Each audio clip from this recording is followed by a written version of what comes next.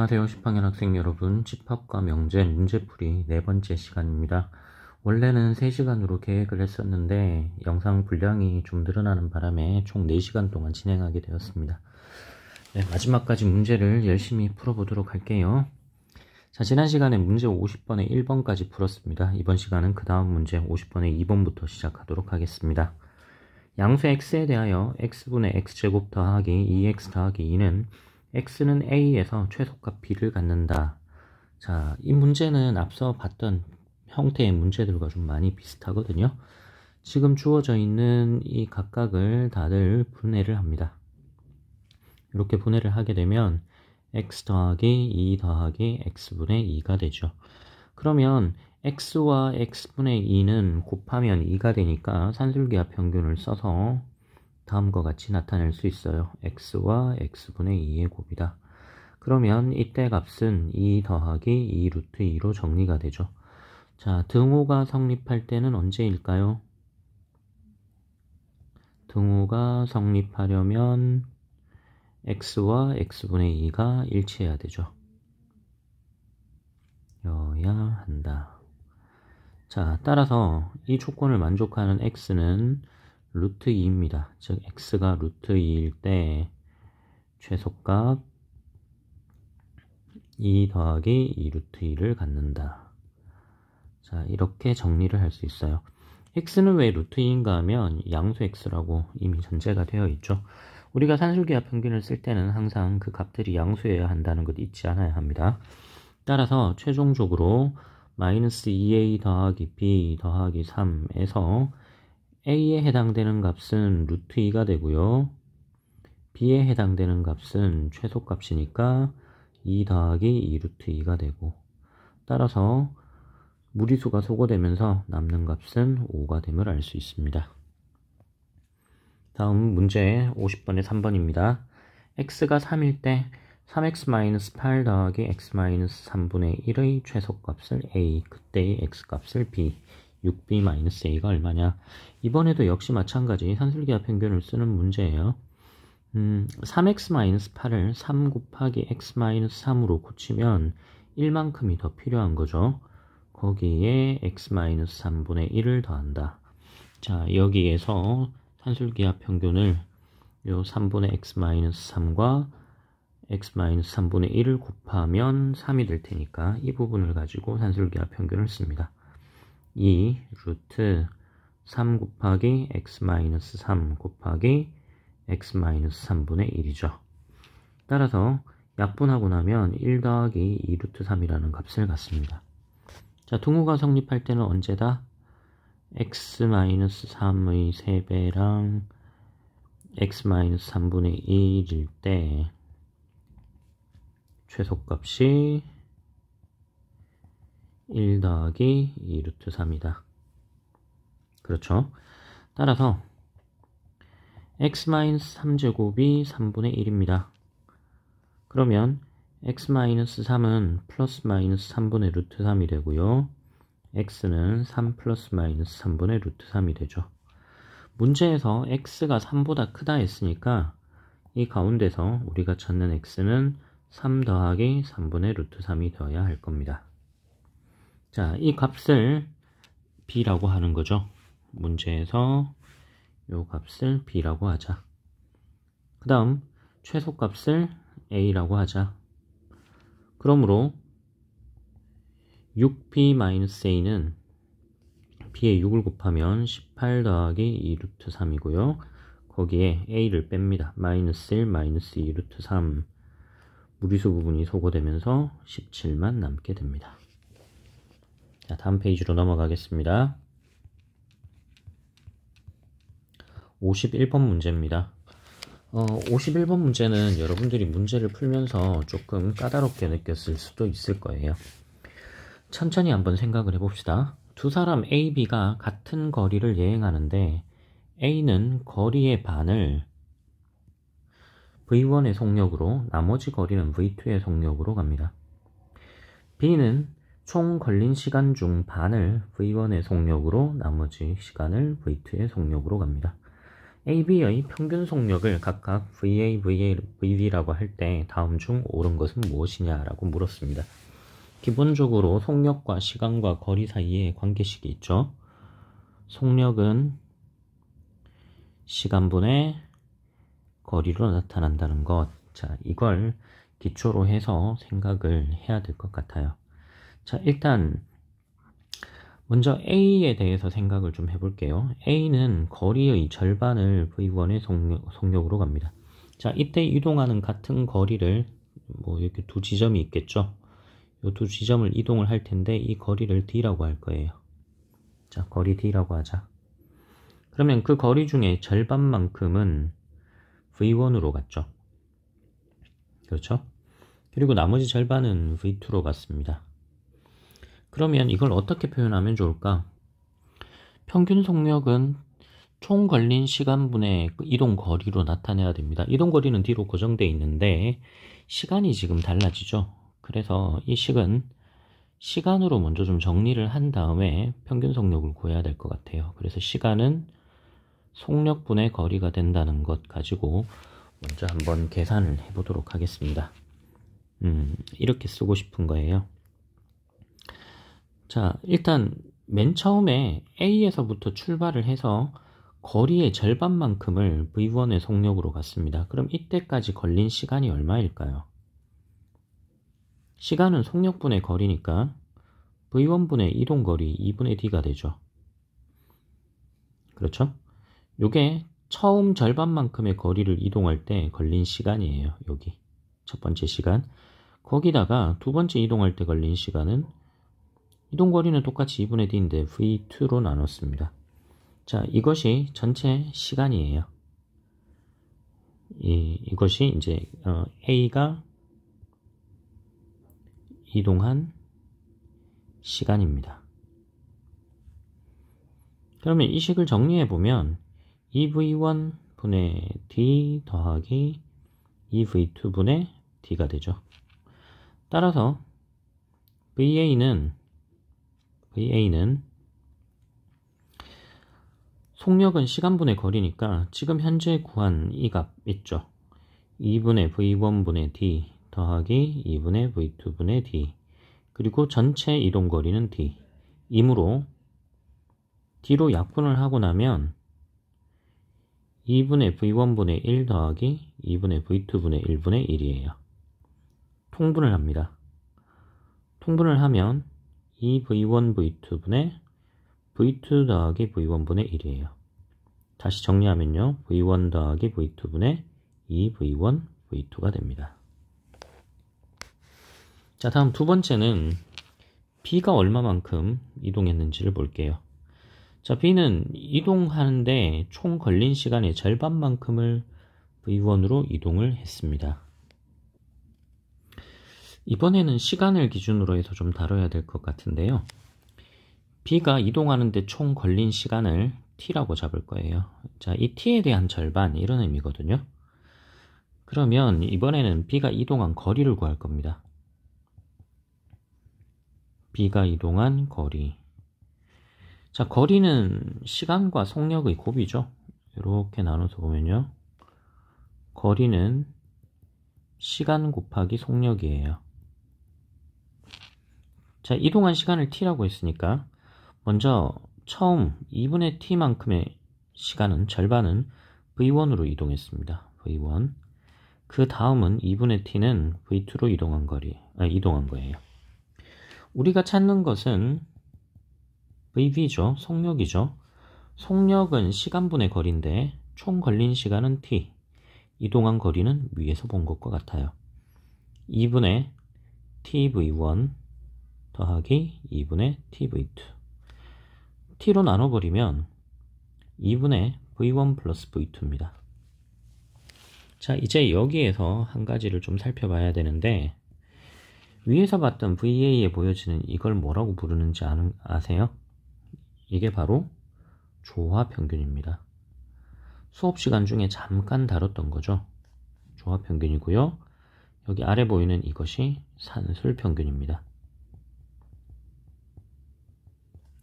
일반적으로 산술평균은 기하평균보다 크거나 같고요. 기하평균보다는 조합평균이 더 크거나 같아요. 그래서 이것 가운데 옳은 것은 바로 1번이 됩니다.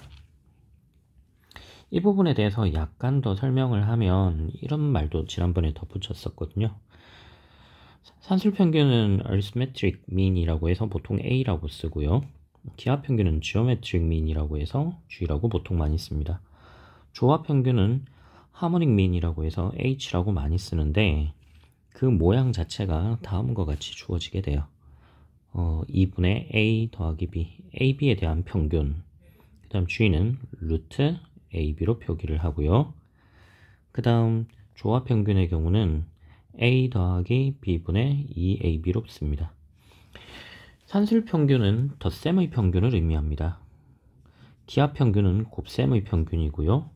조합평균은 역수에 대한 평균이라고 했는데 조금 더 정확하게 이야기를 하면 역수를 취하고 산술평균을 구한 다음에 다시 역수를 취한 것이다.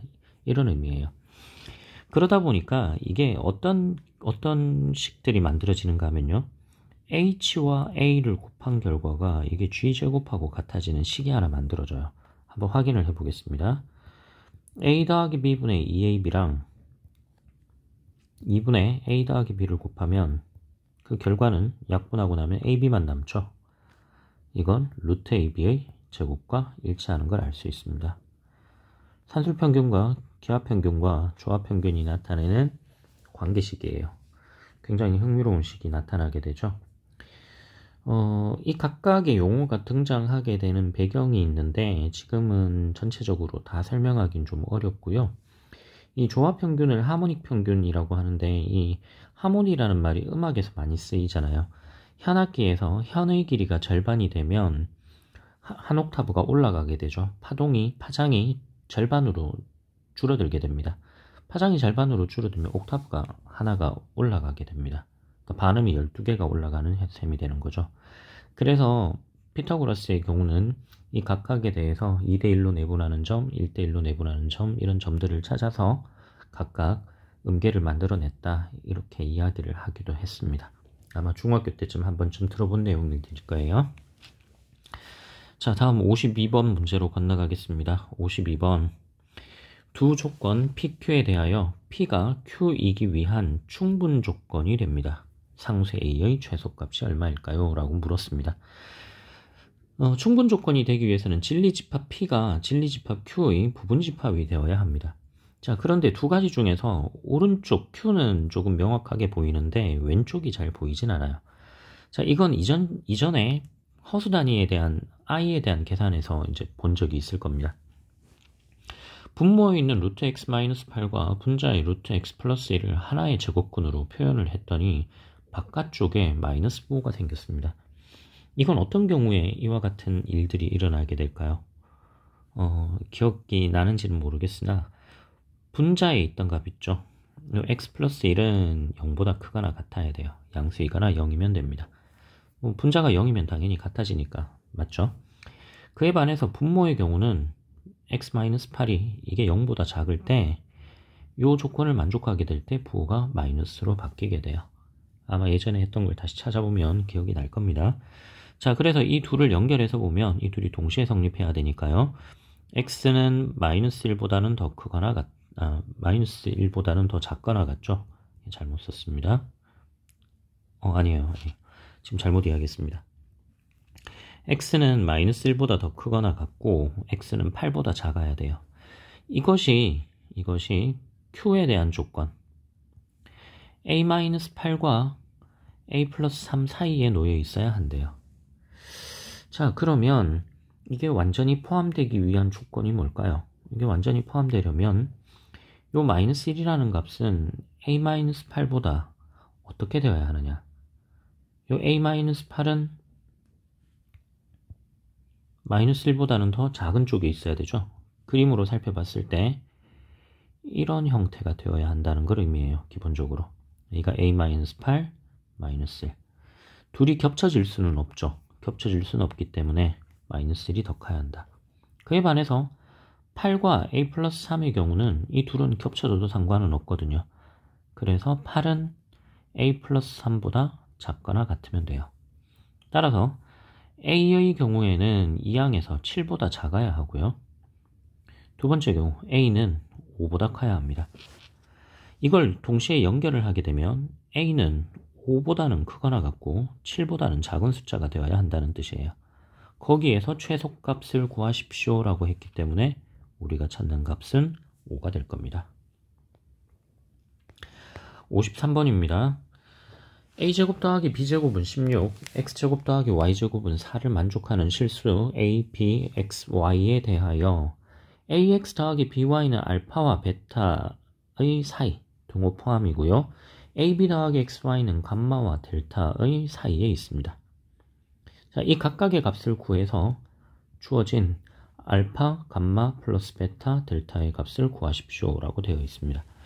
ax 더하기 by라는 모양은 a와 x, b와 y를 곱한 모양인 것으로 봐서 코시 부등식을 이용해야겠다 이런 생각이 들죠. 자, 그래서 a제곱 더하기 b제곱 곱하기 x제곱 더하기 y제곱은 크거나 같기를 ax 더하기 by의 제곱보다 크거나 같아요. 그런데 이 왼쪽 a제곱 더하기 b제곱은 16, x제곱 더하기 y제곱은 4가 되니까 이 값은 64가 되는 거예요. 어떤 값을 제곱해서 64보다 작거나 같다 그러면 ax 더하기 by는 8보다는 작거나 같고 마이너스 8보다는 크거나 같게 되겠죠. 자, 이렇게 하나를 구했고요. 그 다음은 ab와 xy입니다. 동일한 a와 b 같은 식에 있죠. x와 y. 이것은 산술기하 평균을 이용하는 게 맞겠다. 그래서 a제곱 더하기 b제곱은 크거나 같기를 2 루트 a제곱 b제곱보다 크거나 같고요. 이 값은 2 곱하기 절대값 ab가 됩니다. 자, a제곱 더하기 b제곱은 16이라고 했죠. 그러면 절대값 ab는 8이 돼야 되잖아요. 따라서 ab는 8과 마이너스 8의 사이에 놓여 있게 됩니다. 자, 똑같은 방식으로 x제곱 더하기 y제곱도 가져올 텐데 x제곱 더하기 y제곱은 4거든요. 이 값은 루트 2 곱하기 x제곱 2 루트 x제곱 y제곱 이 값은 다시 2 곱하기 절대값 xy. 이번에 xy는 절대값 xy가 2가 되기 때문에 x 곱하기 y는 2와 마이너스 2 동호 포함해서 사이에 있습니다. 자, 이제 이 두 개의 값을 더해야 돼요. 둘을 더하게 되면 ab 더하기 xy는 큰 값끼리 더하면 되죠. 8과 2를 더하면 10. 작은 값들끼리 더하면 마이너스 10. 중학교 1학년 과정에서 했던 걸 거예요. 자, 그렇기 때문에 정리된 것들을 이제 확인을 하게 되면요. 이렇게 됩니다. 알파가 마이너스 8이죠. 베타는 8이에요. 감마는 마이너스 10이고 델타는 10이에요.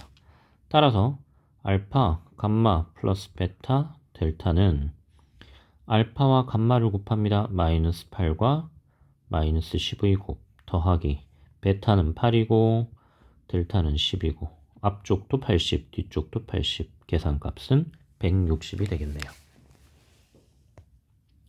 자, 다음 54번입니다. x가 양수일 때 x제곱 더하기 2x 더하기 9분의 x의 최대값을 구하십시오. 이것도 앞선 형태를 봤습니다. 자, 요만큼 주어진 이 값을 a라고 할 거예요. a에 대하여 역수를 취하면 산술기하 평균에서 많이 봤던 모양이 되죠. x분의 x제곱 더하기 2x 더하기 9가 되고요. 각각 따로 분리하게 되면 x 더하기 2 더하기 x분의 9가 됩니다. 그러면 x와 x분의 9는 곱해서 9가 되니까 2 더하기 2 루트 x 곱하기 x분의 9 산술기하 평균을 쓴 거예요. 루트 9는 3이 되니까 정리가 되면 8이 됩니다. 언제 같아지는 거냐? x와 x분의 9가 일치할 때죠. x와 x분의 9가 일치할 때 이 a분의 1은 최소값을 가져요. 최소값 8을 갖습니다. 근데 우리가 찾는 건 a잖아요. 자, a분의 1 양수 맞죠? 요 자체 보면 a가 양수니까. 그러면 a는 최소값을 8을, a분의 1이 최소값 8을 갖기 때문에 a는 최대값을 갖겠네요. 최대값이 8분의 1이 될 겁니다. 이런 말이잖아요. a분의 1이 8이 최소값이니까 a는 8분의 1보다 작거나 같다.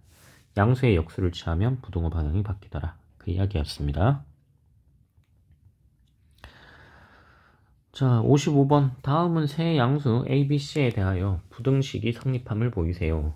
자, 여기 형태들을 잘 보면요. 이것도 비슷한 건 많이 봤습니다. A가 있고 A, B, C 중에 A만 빠지고 B가 있고 B만 빠지고 C가 있고 C만 빠지고 이런 약간 순환되는 형태의 문제들이에요. 자, 이 중에서 B 더하기 C를 X, C 더하기 A를 Y, A 더하기 B를 Z라고 합니다. 그러면 A, B, C를 더하면 어떻게 되느냐인데 여기서는 좌변끼리 다 더하는 거예요. 좌변끼리 다 더하면 A가 2개, B가 2개, C가 2개 있죠.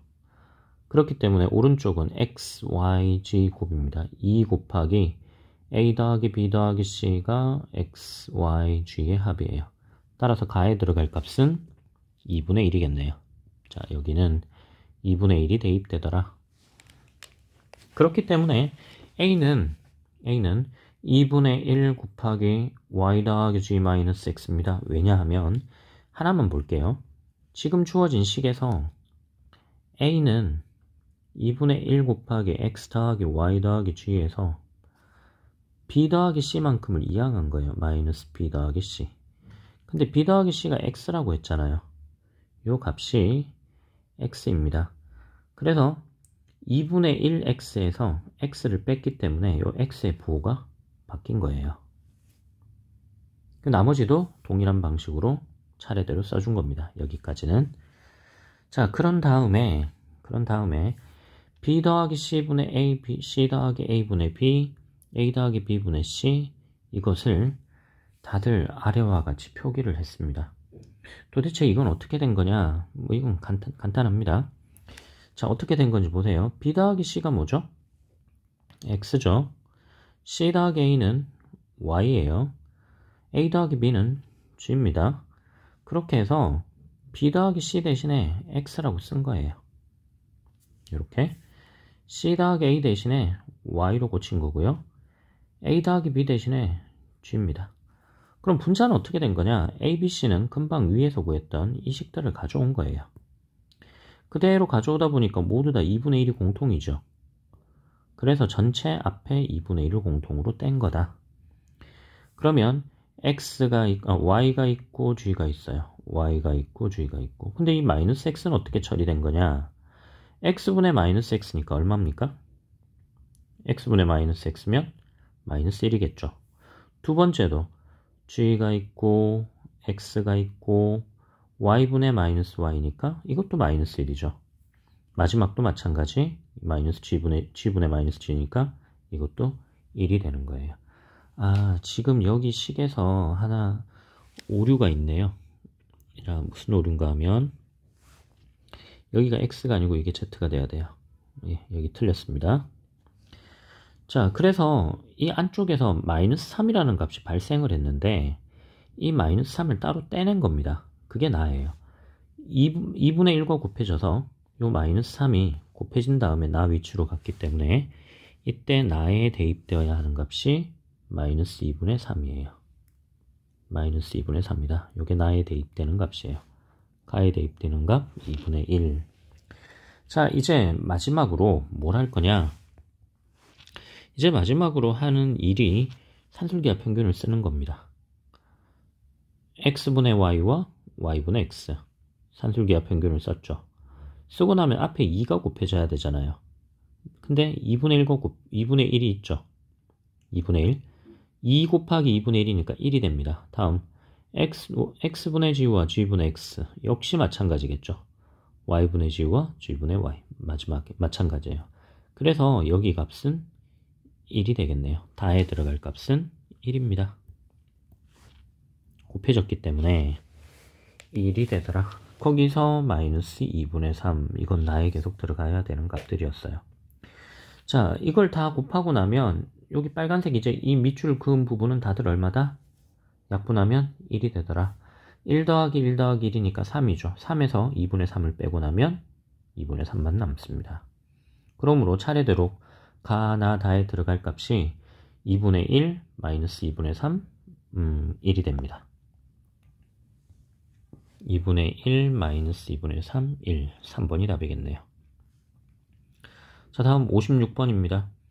56번은 명제 P에 대하여 자, 새로운 기호가 나왔네요. 이걸 뭐라고 읽어야 될까? 어떤 함수의 개념인데 P가 명제가 참이 되면 1이 되고요. 거짓이면 0이랍니다. 아래쪽이 성립한다고 되어 있죠. 그럼 이 말의 의미는 이 P에 대한 명제가 1이고요. 1 빼기 1이면 0이 되니까 또는 뒤쪽이 0이 되면 돼요. not Q가 참일 수도 있다. 명제 P가 참 또는 명제 Q의 부정이 참. 자, 그러면 이 중에서 옳은 건 뭘까라고 물었습니다. 한번 봅시다. P가 참이면 Q가 참일까요? 이것만 가지고는 알 수가 없죠. 이건 물음표. 명확하지 않아요. Q가 참이면, 자, Q가 참이라는 말은 이렇게 되는 거죠. 그러면 앞쪽이 참이 되는 수밖에 없겠네요. P가 참이어야 한다. 이건 맞아요. 세 번째, Q가 거짓이면 Q가 거짓이라는 것은 not Q가 참이라는 거죠. 그럼 not Q가 참이면 P는 참이든 거짓이든 상관없잖아요. 그래서 이것도 모른다. 따라서 확실한 것은 2번밖에 없는 겁니다. 자, 이제 마지막 페이지로 가겠습니다. 마지막 페이지 57번 다음 명제가 참인 것을 보이라고 되어 있습니다. 자, 지금 주어진 명제 2차 방정식이 정수인 해를 가지면 A, B 중 적어도 하나는 짝수다. 정수인 해를 갖는 2차 방식 만들어내기가 너무 힘들잖아요. A, B 중 적어도 하나가 짝수이다. 대우명제를 써서 풀건 귀류법을 쓰건 해야 되는데 이 경우는 귀류법을 쓰겠습니다. 자, 귀류법을 써서 이 결론을 한번 부정해보죠. A, B 중 적어도 하나는 짝수이다를 부정하게 되면 A, B 모두 홀수라 하면으로 출발을 할게요. A, B 모두 홀수라 하면 x제곱 더하기 ax-b는 어떻게 되느냐예요. 이것 b는 0에서 이때 정수해를 짝수 또는 홀수로 나눠서 생각합니다. 생각해보자. 자, 이때 정수해가 짝수가 될지 홀수가 될지 뭐 이렇게 되죠. 자, 이때 정수해를 알파라고 한번 해봐요. 자, 첫 번째 알파가 짝수입니다. 알파가 짝수이면 이때 식이 알파 제곱 더하기 a 곱하기 알파 마이너스 b는 0인데요. 이때 짝수 제곱이니까 짝수죠. a는 홀수잖아요. 알파는 짝수죠. 홀수와 짝수를 곱했으니까 짝수입니다. 그런데 b는 홀수예요. 짝수 더하고 홀수 뺐는데 0이 될 수 있다? 이건 불가능이죠. 안 되더라. 두 번째, 알파가 홀수라고 해봅시다. 그럼 알파가 홀수면 알파 제곱 더하기 a 알파 마이너스 b는 0에서 알파 제곱은 홀수예요. a도 홀수이고 알파도 홀수니까 곱하면 홀수예요. 마이너스 b 홀수죠. 홀수 더하기 홀수는 짝수인데 홀수 빼서 0이 됩니까? 이것도 불가능이죠. 따라서 정수해가 된다면 짝수 또는 홀수인데 없다는 뜻입니다. 그래서 결론은 정수해가 없으므로 가정에 위배됩니다. 그렇기 때문에 처음 주어진 명제가 참이라는 것을 확인할 수 있는 거죠. 자, 다음은 58번입니다. 실수 AB에 대하여 A가 양수, B가 양수일 때 A 더하기 B분의 4, B 더하기 A분의 9의 최소값을 구하는 과정에서 어떤 학생의 오답에 대한 선생님의 첨삭 일부입니다. 이건 굉장히 중요해요. 여러분들이 오류를 범하기 굉장히 쉬운 케이스입니다. 자, 학생이 어떻게 썼는지 볼게요. 일단 앞쪽과 뒤쪽으로 나눠서 각각 산술기하 평균을 썼어요. 기억, 니은 이렇게 썼죠. 그런 다음 왼쪽은 왼쪽끼리 곱하고 오른쪽은 오른쪽끼리 곱한 거예요. 이렇게 곱해버렸더니 남는 값이 A 약분, B 약분 되면서 루트 36이니까 4 곱하기 루트 36, 46, 24. 그러므로 등호가 성립하니까 24. 이렇게 결론을 내렸어요. 그런데 뭐가 문제가 되는가 하면요. 산술기하 평균을 지금 한 번 쓴 게 아니고 두 번을 썼습니다. 그럼 두 번을 썼다는 건 둘 다 등호가 동시에 만족돼야 된다는 건데 첫 번째 등호가 만족이 되려면 A는 B분의 4하고 같아야 되고요. 두 번째 등호가 만족되려면 B는 A분의 9하고 같아야 돼요. 그런데 이게 모순이랍니다. 왜? AB가 곱해서 4가 되고 AB가 곱해서 9가 되죠. 어떻게 A와 B를 곱해서 4도 되고 9도 될 수 있죠? 이게 문제인 거예요. 앞쪽 등호가 성립하면 뒤쪽은 성립하지 않고 뒤쪽이 성립하면 앞쪽은 성립하지 않기 때문에 이때는 이 등호가 빠져야 돼요. 그래서 실제로는 그냥 이 값은 24보다 크다는 것만 알 수 있는 거예요. 이 학생이 문제 푼 걸로만 보면 24보다 크니까 최소값이 24라는 말은 거짓말이 됩니다. 그렇기 때문에 정확하게 문제를 풀려면 어떻게 되어야 하는 거냐? 어떻게 되어야 하는가 하면요. 기억의 등호가 성립하는 것은 가일 때, 금방 이야기했죠? A가 B분의 4니까 AB가 4일 때고요. 니은은 등호가 성립하는 것이 AB가 9일 때예요. 그렇기 때문에 될 수 없다. 그러면 정답은 2번 아니면 3번 중에 나오겠죠. 자, 이제 실제 바르게 구한 값은 어떤 거냐? 이걸 좀 보겠습니다. 실제로 바르게 구한 값은 이렇게 쓰여져야 돼요. 자, 맨 처음 주어진 식 지금 보이진 않는데 선생님이 바로 써보겠습니다. A 더하기 B분의 4 곱하기 B 더하기 A분의 9 이 둘을 곱한 걸 먼저 전개부터 해요. AB, A와 A분의 9를 곱하면 9 B분의 4, B를 곱하면 4 더하기 마지막은 AB분의 36 이렇게 쓴 다음에 이 둘에 대한 산술기하 평균을 한 번만 씁니다. 그럼 논란은 끝나버리죠. AB 곱하기 AB분의 36 더하기 13 따라서 앞부분은 2 루트 36 즉 12가 되고 뒤쪽은 13이니까 25가 되죠. 등호가 한 번만 산술기하 평균을 한 번 썼기 때문에 이때 찾아낸 25가 정답이 됩니다. 2번이 답일 거예요. 등호가 성립할 때는 이거죠. AB 제곱이 36일 때 따라서 AB가 6일 때예요.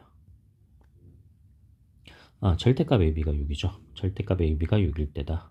혹시 AB 양수라는 조건이 있기 때문에 여긴 절대값 빼도 상관은 없겠네요. 자, 이제 대망의 마지막 문제입니다. 다음 보기 중에서 P는 Q에 의한 충분 조건이지만 필요 조건이 아닌 것을 있는 대로 구하세요. 그 왼쪽에서 오른쪽으로만 가는 것. 자, 이거 잘 안 보이는데 이게 1이다.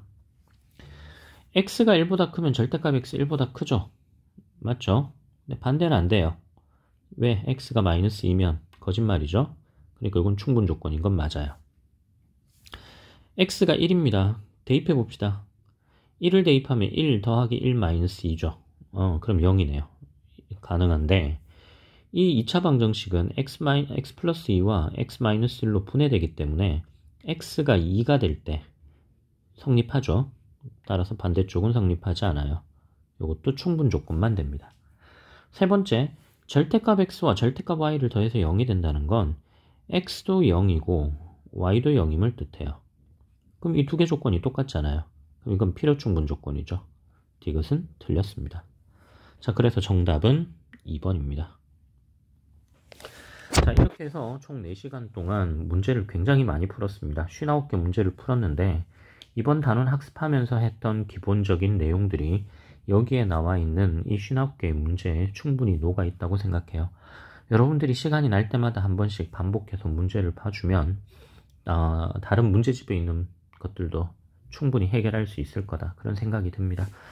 긴 시간 동안 수업 듣느라 고생 많았습니다. 다음 시간에는 5번째 대단원 함수로 돌아오도록 하겠습니다. 긴 시간 동안 고생 많았습니다.